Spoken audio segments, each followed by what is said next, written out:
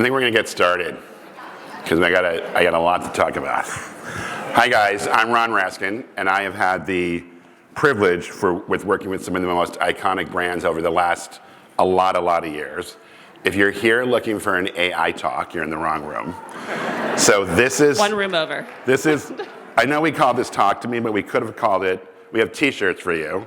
That Qual is not dead.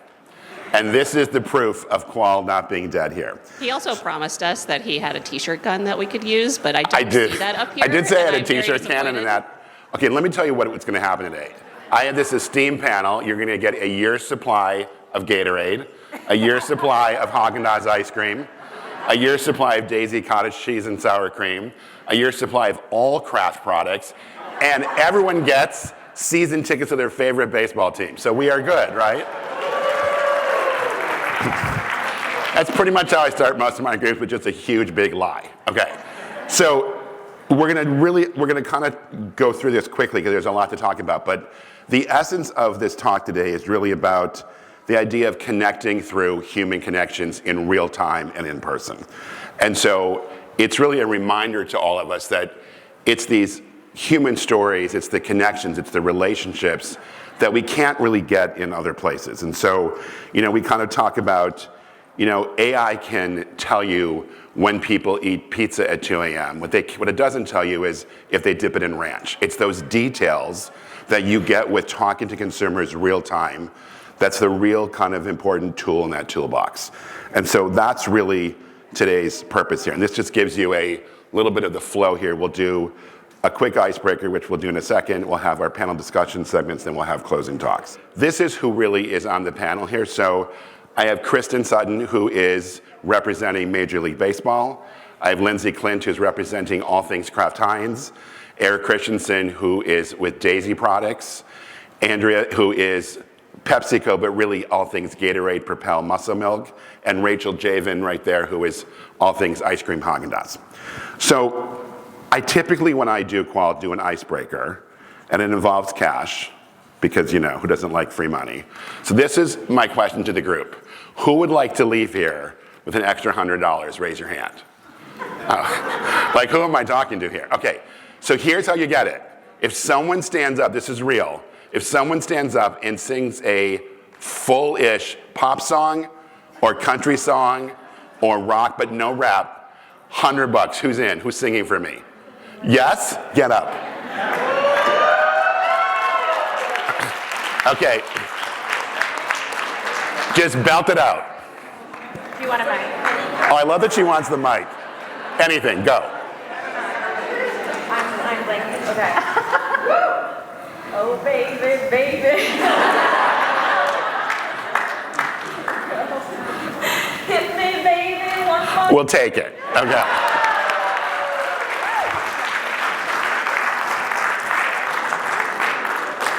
Okay, so I give you that example as I think one of the things that is so unique about doing Qual in person is you get to really do things like that loosen up the people you talk to, and it puts them in a mindset of, okay, I'm not here to try to make stuff up or try to figure out what he wants or she wants.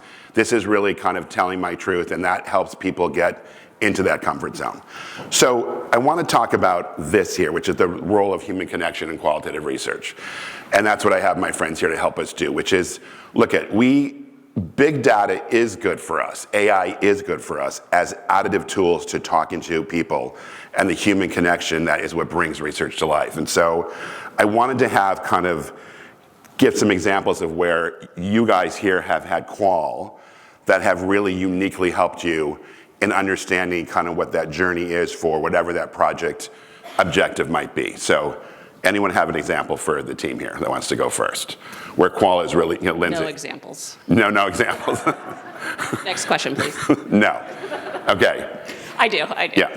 Yeah, so when I was working at Gatorade, we were doing some comms work with Ron, and we had seen first round of creative review for a storyline around rivalries and how rivalries push you to greater heights.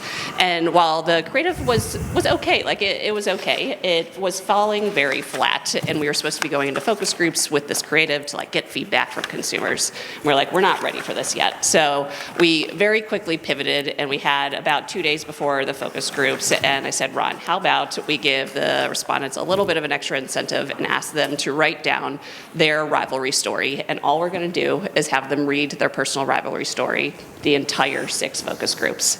And sitting in the back room, no one was writing any notes, no one was typing away trying to write down what respondents were saying, because they were telling such human stories about their own personal rivalry story, and the amount of details that they remembered, from the weather to the beating of their heartbeat in their ears, to how much they hated their rival, but yet at the same time really respected them in a way. And we just sat back there with the creatives and listened, because at the end of the day, we're like humans tell stories, and that's how we connect with each other. And through that, we were able to amplify the storylines to a much better place. And if you want to see the ad that we created, just Google Gatorade rivalry ad. It has JJ Watt in it, and turned out so much better than what it was going to, just by listening to people. And I think Linda's example is an example of what you can do in qual with a complete pivot at the last minute. Yep. That allows that flexibility, and then what you get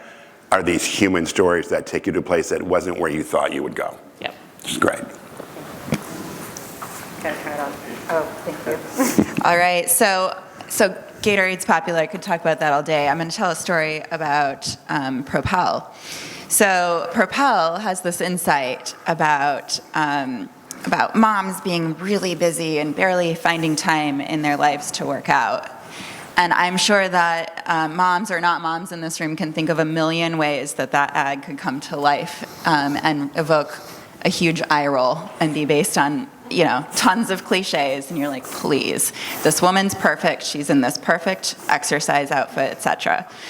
Right? I would say quant would tell us, hey, that ad didn't do well with moms. It won't tell us why. It won't tell us how to fix it, right? So qual comes in to basically help us say, what should she be wearing? What kind of house? How messy is this house? What is the kid doing? We had a mom run out the door to go exercise, and the feedback was, who's with the kid, right? That is not the kind of emotion you want to evoke in the middle of an ad, right? And so, I would say, did we change our ad? We built our ad because we understood what's cliche and what's real, and you can bake that in. Great. Here. I got one too. Are any of you familiar with Daisy Squeeze Sour Cream? Yes. The squeeze pouch? Okay. That's good. You're all getting a case. Awareness is going up finally. But that's an innovation launch that was born from qualitative research completely. And it's an example of where quantitative information is really useful in forming hypotheses and looking, understanding where to dig for the bodies that are buried, so to speak. But we basically came up with that idea, which seems super obvious. Looking back, it's like, well, how would you not come up with squeezed sour cream? It seems like an obvious innovation. But the reality is the data told us people use sour cream all the time as a topping on tacos or baked potato, chili, whatever it might be. But what it didn't tell us is that people hated getting their spoon dirty when they're scooping sour cream out of a tub, right? We had to observe that. It's kind of embarrassing how long it takes sometimes to repeatedly see consumers do stuff, but it's just another example where without qualitative research, the idea never would have materialized. We certainly wouldn't have invested as heavily as we did to create a product that couldn't really be challenged by the competition over the last 8 years or so. And today, that product is bigger than all private label sour cream, all regional brand sour cream, and all other national brands combined. Just Daisy's squeeze item is bigger than all of them combined from a total volume standpoint. And literally so many other companies are investing in the squeeze technology. It has like become the packaging Yes. Standard of excellence. And it's really hard to copy because dairy products have some water offloads and whey and stuff that makes it really tricky to turn a product upside down in a pouch. So that's another story for another day, but thank you for validating it. I think it's an interesting example too with Daisy when you look at that and you are learning from consumers things about like the messiness of a spoon, and you first see it and you think, okay, well that's like a weird thing that these 3 people thought, and then you see it again and again, and at some point you realize, okay, they're telling us something that we didn't realize was a truth that is so common with everybody that we wouldn't have known had we not had this repeated discussion about these issues. And so at some point, you kind of have this aha in the back room saying, okay, this isn't where we thought we were going, but it's where we need to go. And I think those are another piece of qual, that the unexpected discoveries that you have that you didn't think you'd have going in that really make a difference. So I want to talk a little bit too about kind of when clients and research partners, all of us, get together, and the importance of that relationship, and I call it the good, the bad, and the enlightening.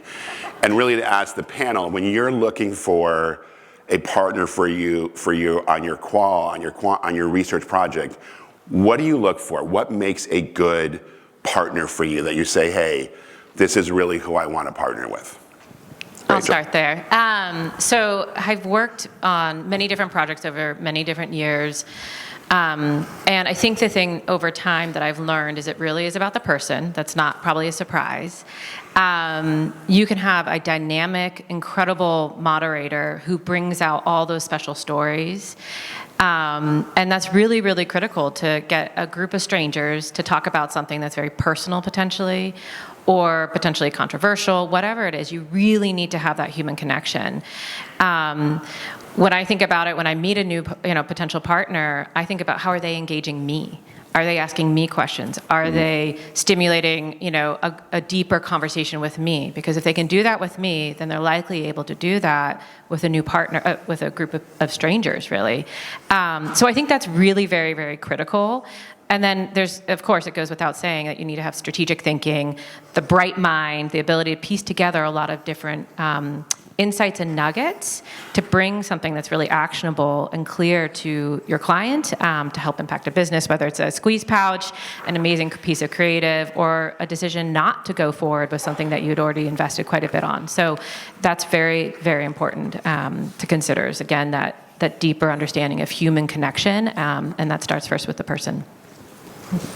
Yeah, to build on that, I think one of the things I love most about working with Ron specifically, and I say Ron because I've seen the result of great qual work and I've seen the results of very poor qual work, and I think the difference maker is having a partner that feels like an extension of, from the brand perspective, your brand team, and that they understand your strategy. And I think the understanding of that strategy is what positions Ron and other great providers to be able to introduce a little push and pull in your pre-qual prep to make sure that they understand what you're looking to ask and looking to discuss and learn.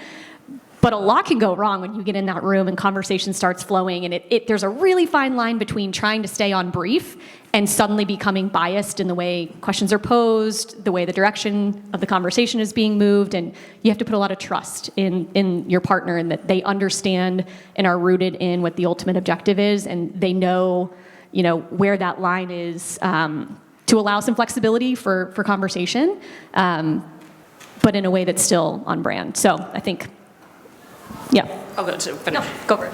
I wanted to build on the brand strategy aspect of it, because I think where the moderators that set themselves apart are the ones that don't just regurgitate what a consumer said they liked and disliked, because at the end of the day, that really is less predictive. Bringing in the brand strategy to know what we are trying to achieve as the brand, having conversations with us before the focus groups, really understanding who, like the brand foundations, who the consumer target is, what we're trying what is our business objective that we're trying to do, and shaping the debrief around that and what we heard, and less just saying consumers liked this for these reasons and consumers dislike this for these reasons. That is not going to help us, and the best moderators are the ones that understand our strategy and are on our team to drive growth.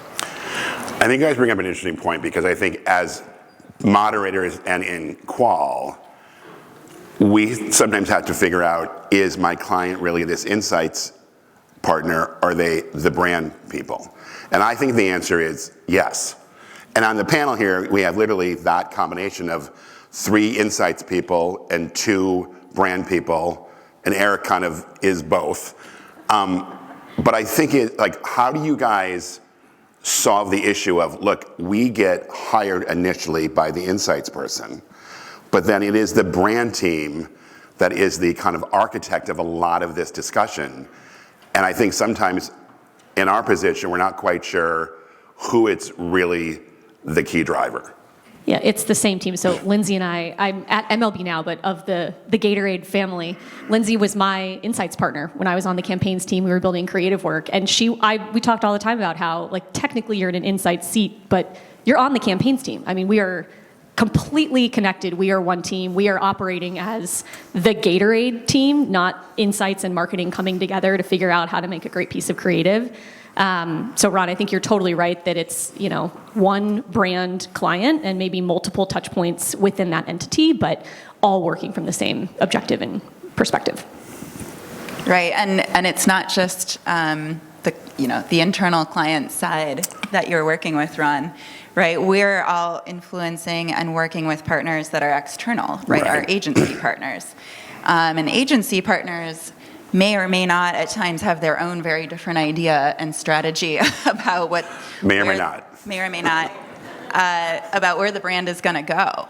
And the back room is as much fun to manage as the actual interviews, right? And you need a partner in crime that is going to help you actually influence and persuade the people that will be making the film, along with the marketers and the insights people who are going to speak to that internally, right? And so understanding how power works in that room, understanding where decisions are made, understanding who's holding back, and bringing them along in the empathetic journey with your consumers so that they can't feel right about making an ad that doesn't speak to the brand appropriately.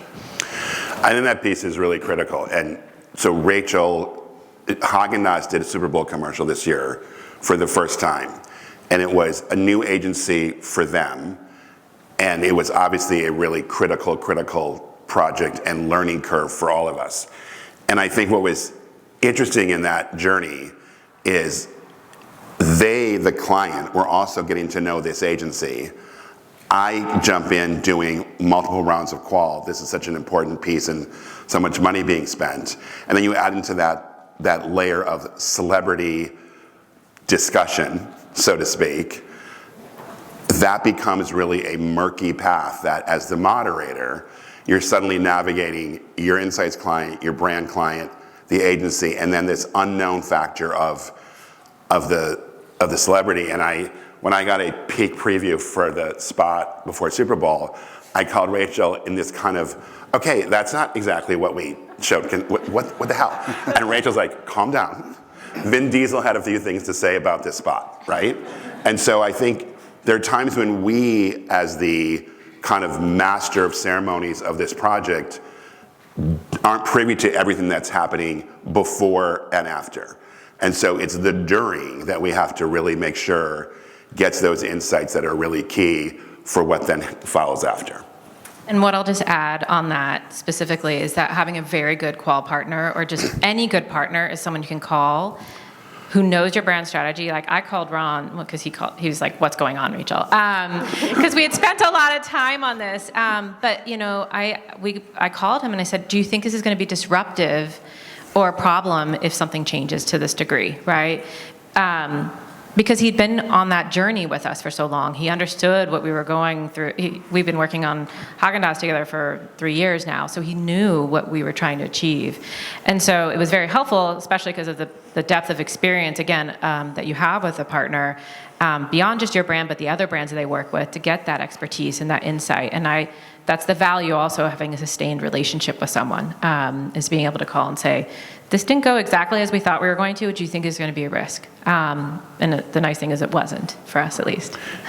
And I think that is when you have those conversations that you know you are a valued business partner, strategic brain to your client, more than just a talking head going into the room. It's your value of understanding that business over time and being able to give a perspective that maybe these guys on the stage are so close to, they can't really always stand back, or they have different pressures and questions from leadership coming to them that I don't even know what's happening. And you as their partner can say, wait, hold on here, but the objective of this was, and sometimes you win those and sometimes you don't, but you get to at least, I think, add that value. And I go back to, that's what I think is so unique about qual, is you live that experience with that human reaction, with that storytelling, and then you get to kind of discuss. And I think, as Lindsay put it, like, it's not what you heard, but what does it mean for you? What's the implication? Yeah, Eric. Before we came here, I was thinking about what I wanted to talk about, and one of the kind of high-level things that dawned on me was, I've been in the CPG side of brand for almost 18 years now, which seems crazy to me. But so I've done a lot of qualitative research, and I do less and less research the longer I stay in it, just because my job is more marketing oriented.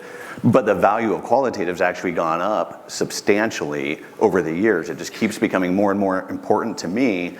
And a part of that is because it adds so much flesh and blood to the bones that the data gives me. The data just gives me the structure and the skeleton, but it doesn't really come to life within an organization until you add this kind of flesh and blood that only really comes through qualitative research, I found. Just nothing, we try so many ways to integrate qualitative depth into quantitative stuff, and it rarely works, right? It's great, it's a great effort, and I love trying things, but it has yet to replace the value of qualitative research in my mind. And a part of that is because individually doing a lot of qualitative research builds intuition for the consumer. It builds intuition for marketing, for decision making. It brings people together in the organization, allows personal biases to be set aside, because people start to understand the average consumer the more that they sit in front of a group of consumers over and over and in different regions. So the value of qual is just enormous to me, and to the point where the CEO of Daisy had a flight here because he wanted to support Ron. And Ron's a legend in the field, by the way, and probably has sat in front of more consumers than any. I need that $100 back from you to give to him. Yeah, I meant to make fun of him, and now I'm complimenting him. But he's probably sat in front of more consumers and more focus groups than any human on the planet. I would wager a bet that it's possible that he's done that more than anyone. And it just gives a strategic point of view on everything and a speed to finding. So our team will sit down with Ron after research. He talks for 30 minutes, we're taking notes, right? The report that we get 10 days later, like most moderators provide, it's more of a historical document. We're already taking action because Ron is so intuitive and so good at this that you leave the groups knowing what the findings are in the moment. And that is so hard to do, to come out of these exhausting focus groups, articulate everything you heard and wrap it up in 5, 6, 7 succinct bullet points. And that's what Ron brings to the table, just to embarrass him a little bit more. And he's crazy, and consumers love him. They like him immediately. It makes them sing in a focus group. So, am I crazy?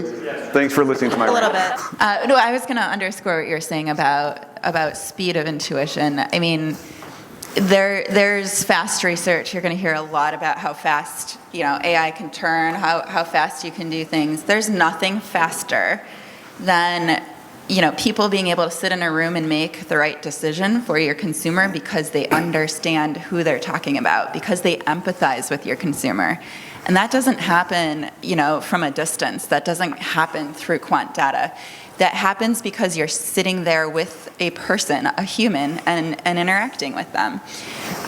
We had, in Gatorade, we have lots of insights and depth that we're going into with female athletes and teenage girl athletes, right? And I can sit there and point to a data point that says, oh, they don't feel this brand is as relevant to them. Okay, but have you sat on the floor in front of a couple of teenage girls wearing their basketball uniforms telling you, well, I'm not sure if I really view myself as an athlete. I mean, I play sports, but am I really an athlete? Have I really worked hard enough to earn a Gatorade? Wow, that is something that really sits with you. And that is something that when you're sitting there with your marketers and they go back to the conference room, you don't have to repeat that to them. You don't have to bring up a data point in a meeting. They understand who they're talking about. It's powerful. Also, with this female research, we were talking with a teenage girl. She's a fantastic athlete on varsity. Her mom was there in the house also with her. And unbeknownst to the mom, all her mom could talk about was how good their son was at sports. And literally, we could all see why females drop out of sports 3 times the rate of teen boys do by the age of, I think it's 13, if I remember correctly. And it's literally right there. In front of you. In front of you. And that is the power of being in homes and talking to humans. I want to quickly, I know I've not a lot of time left. Eric kind of talked about the debrief, and I think I want to end this conversation with what I think is the most important thing that we can do. I mean, I would say if you are doing qual and your monitor doesn't do the debrief and lead it, that's an issue. If that monitor says, we can all get together tomorrow or the next day over Zoom, don't do it. You've got to do that debrief the moment that last group ends because it's fresh in everyone's mind. But the most important piece is you want to control the narrative for their team when they go forward. Because the truth is, what Eric just said I think is absolutely spot on. No one today is waiting for the report. 10 years ago maybe, but the moment they are out of that room, on the plane, on the phone, they are on their laptops telling their team, their leadership, their cohorts what's happening. And you want to be the person that helps them craft that story. So, we like to kind of say the debrief is like the credits of a Marvel movie. I mean, all the big reveals happen at the credits. You don't want to leave it before it, right? And I think that's the same thing here, where I think the best thing that we can do as really good researchers is synthesize that learning and not repeat what we heard, but tell our clients what that means, what's the implication, and you have to do it then. And it's not an easy thing to synthesize that immediately, but if you don't, there's going to be 12 different stories being told to their team, and that becomes less valuable for them. I have the big stop sign. Stop. So, thank you all for coming today.